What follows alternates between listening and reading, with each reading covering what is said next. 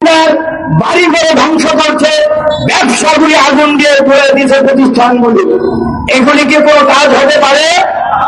এটা কি মেনে নেওয়া যায়? সাবধান করছি, শুধু ভারত নয়, সারা পৃথিবীর সকল রাষ্ট্রপ্রধানদেরকে আপনারা যদি এখনো সাবধান সতর্ক না হন, তাহলে অচিরেই আপনারা ধ্বংস হবেন। কারণ যেমন কর্ম তেমন ফল ভোগ করতেই হবে। আপনাদের উপরে আল্লাহ রাব্বুল আলামিন অবশ্যই এইরকম কার্যক্রম চলতে থাকে গজব নাজিল করবেন। ওই গজব থেকে পৃথিবীর কেউই আপনাদেরকে রক্ষা করতে পারবে না। সম্মানিত প্রিয় ভাইরা, এই কথাগুলি আমাদের সকলের জানা আছে। এখন বিষয় হলো, এই মানুষ এভাবে মানুষকে হত্যা করছে কেন? মানুষ দুনিয়ার অশান্তিতে আছে কেন? পৃথিবীর মধ্যে বিভিন্ন সময় দ্রব্যমূল্যের ঊর্ধ্বগতি ঘটছে কেন? এর মূল কারণ শোনেন। পৃথিবীতে সংবিধান দুই ধরনের। এক ধরনের সংবিধান মানুষকে দুনিয়ার শান্তি দেয়, কল্যাণ দেয়, মানুষের অধিকার যথাযথ ফিরিয়ে দেয়, আর পরকালে জাহান্নামের আগুন থেকে রক্ষা করে জান্নাত লাভের ব্যবস্থা করে।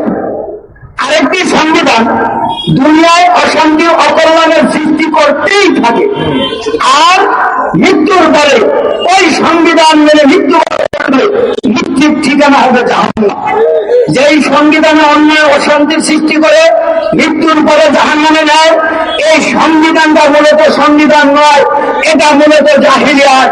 জাহিলিয়াতের ভিত্তিতে রাষ্ট্র গঠিত পরিচালিত হলে ওই রাষ্ট্রের অন্যায় অশান্তি অকল্যাণ আর ওই সংবিধান মেনে মৃত্যুবরণ করে জাহান্নামে হবে ঠিকানা।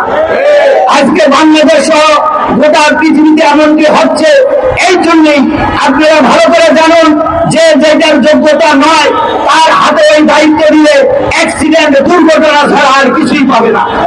তাহলে মানুষ কোনদিন সার্বভৌম ক্ষমতার মালিক নয়, মানুষ আইন বিধানদাতা নয়, মানুষ শাসনকর্তা নয়, মানুষ হল আল্লাহ রাব্বুল আলামিনের খলিফা, প্রতিনিধি, দাস, গোলাম।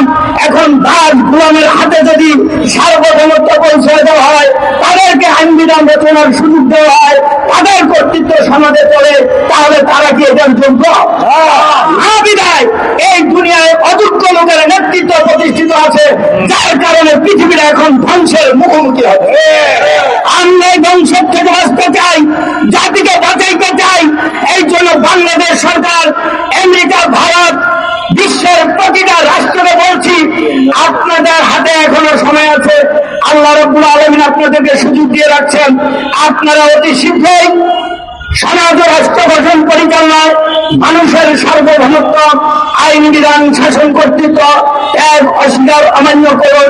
সমাজ রাষ্ট্র সহ জীবনের সকল দিক বিভাগে সার্বভৌমত্ব, আইন বিধান ও নিরঙ্কুশ শাসন